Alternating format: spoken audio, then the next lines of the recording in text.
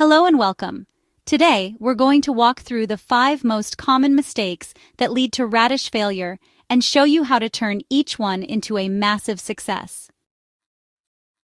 The biggest secret to a great radish harvest is right under your feet.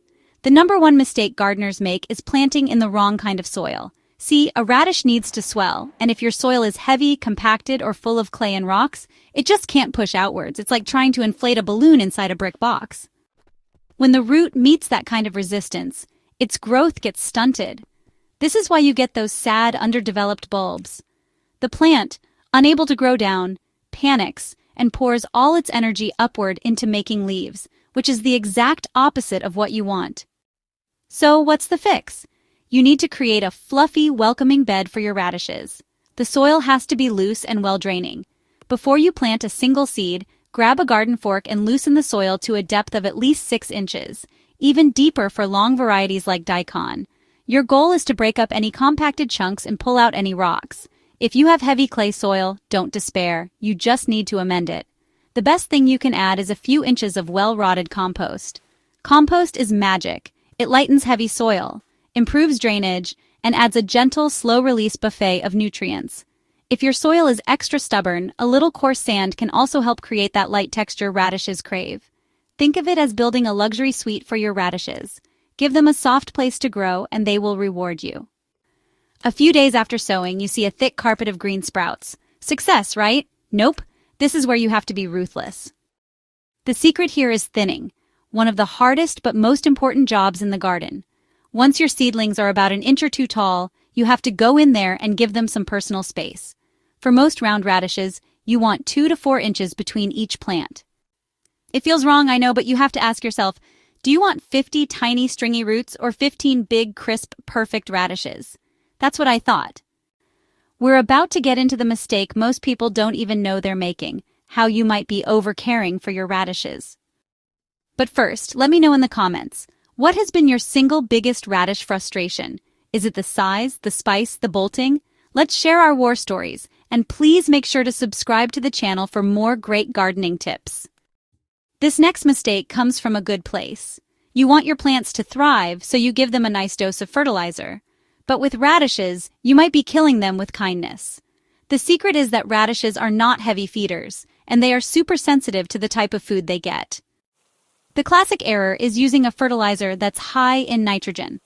Think of nitrogen as leaf food. It sends a loud, clear signal to the plant. Grow more leaves. The plant happily does just that, creating a gorgeous canopy of green while completely neglecting the root. Radishes are famous for being fast, but they're also divas about the temperature. The fourth huge mistake is planting them in the heat of summer. People think of them as a summer vegetable, but they are fundamentally a cool season crop. When temperatures get too warm, especially over 80 degrees Fahrenheit or 26 degrees Celsius, a survival switch flips inside the radish. The heat and long days signal that its time is running out. It panics and bolts, meaning it gives up on root growth and sends up a flower stalk in a desperate attempt to make seeds before it dies. Once a radish starts to bolt, the root stops growing. Even worse, the plant starts pulling energy out of the root, making it tough, woody, and shockingly pungent. That overwhelming spiciness in a radish, that's a defense mechanism, and the plant cranks it out when it's stressed by heat. You've done everything right. You see the little shoulders of your radishes pushing up through the soil. They look good, but you think, if I just leave them in a little longer, they'll get even bigger.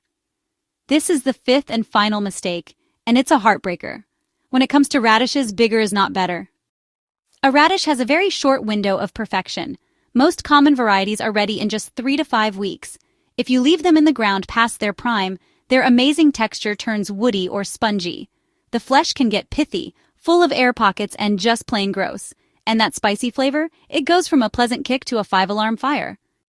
The secret is to harvest early and often. Start checking your radishes about 3 weeks after planting. Don't be afraid to pull one up as a test. For most round types, they are at their absolute peak when they're about 1 inch in diameter. Once they hit that mark, it's go time. It is so much better to harvest a batch of perfectly crisp 1-inch radishes than to wait and end up with 2-inch woody, cracked, and spicy disappointments. Trust me, pull them sooner rather than later. So there you have it. the 5 secrets to finally stop the cycle of radish frustration. It's not about a magic potion, it's about mastering the fundamentals. First, build them a soft, fluffy home with loose soil. Second, be ruthless and thin your seedlings to give them room to bulk up. Third, feed the root, not the leaves, easy on the nitrogen. Fourth, plant them in the cool parts of the year, spring and fall. And finally, fight the urge to wait for giants and harvest them when they're perfect, not when they're huge. Follow this blueprint, and you'll stop growing a forest of leaves and start pulling up huge, crisp, and delicious radishes from your garden every single time. If you found this guide helpful, give this video a thumbs up and subscribe to the channel for more simple secrets to a better garden. Happy gardening!